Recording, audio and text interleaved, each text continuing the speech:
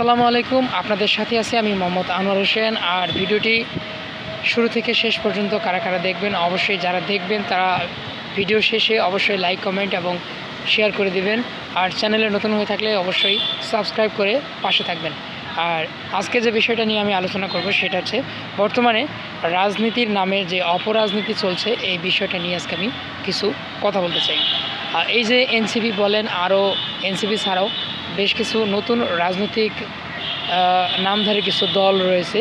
তো আসলে তারা শুধুমাত্র এখানে তাদের পকেট ভারী করার জন্যই তারা রাজনীতিতে এসেছেন। এবং আপনারা দেখেছেন যে কোটা আন্দোলনের 1 বছর পূর্ণ হয়ে গেল, কিন্তু এই 1 বছরে আমরা আসলে কি পেলাম, এই বিষয়টা নিয়ে আজকে আমি কথা বলছি। তো বৈষম্য বিরোধী ছাত্র আন্দোলনে যারা নেতৃত্ব দিয়েছেন তারা আজকে দামি দামি কাপড় পরছেন, দামি দামি খাবার খাচ্ছেন এবং দামি দামি গাড়িতে চড়ে বেড়াচ্ছেন। এবং একসময় যাদের স্মার্টফোন কেনার টাকা ছিল না, তারা আজকে আইফোন ব্যবহার করছেন। এবং এই যে রাজনৈতিক দলের নিবন্ধিত রাজনৈতিক দল না হয়েও উপদেষ্টা যারা রয়েছেন, বর্তমানে অন্তর্বর্তীকালীন সরকারের যারা উপদেষ্টা রয়েছেন, এই অন্তর্বর্তীকালীন সরকারের বিভিন্ন ইস্যুতে তারা সরাসরি সম্পৃক্ত হচ্ছেন এবং মতামত দিচ্ছেন। আসলে অন্তর্বর্তীকালীন সরকার এই বিষয়টা আসলে কেমনভাবে দেখছে আমি জানি না।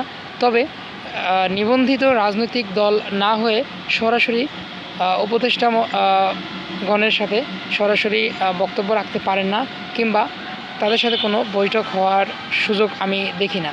এটা একেবারে অসাংবিধানিক। যদিও অন্তর্বর্তীকালীন সরকার আসলে স্বীকার করে যে আমাদেরকে বসিয়েছে ছাত্ররা, তো এখানে ছাত্ররা বসিয়েছে বলেই যে আপনারা এনসিপির কথায় উঠবেন বসবেন, সেটা তো হতে পারে না। তাই ডক্টর মোহাম্মদ ইউনূস যে কর্মকাণ্ডগুলো করছেন, এই কর্মকাণ্ডগুলো আসলে বাংলাদেশের মানুষের সাথে সাংঘর্ষিক এবং বাংলাদেশের মানুষের অধিকার নিয়ে সিনেমিনি খেলেন। এটা আসলে বাংলাদেশের মানুষ কিন্তু আপনাদেরকে ক্ষমা করবে না। তো তাই যদি হতো তাহলে আওয়ামী লীগ কী দোষ করেছিল? তো এই জন্যই আসলে কথাগুলো বলতে এসেছিলাম যে এনসিপির কথায় যদি আপনারা উঠেন বসেন, তাহলে সারা বাংলাদেশের মানুষের কথা কখনো চিন্তা করে দেখেছেন যে আসলে তাদের কথায় কি বাংলাদেশের মানুষের কথাগুলো উঠে আসে কি না? এই বিষয়টা ক্লিয়ার করার জন্য আজকে ভিডিওতে এসেছিলাম। তো ভিডিওটা ভালো লাগলে অবশ্যই লাইক, কমেন্ট এবং শেয়ার করে দেবেন। আর চ্যানেলে নতুন হয়ে থাকলে অবশ্যই সাবস্ক্রাইব করে পাশে থাকবেন। সবাইকে অসংখ্য ধন্যবাদ জানিয়ে আজকের মতো এখানে বিদায় নিচ্ছি। আমি মোহাম্মদ আনোয়ার হোসেন। আসসালামু আলাইকুম।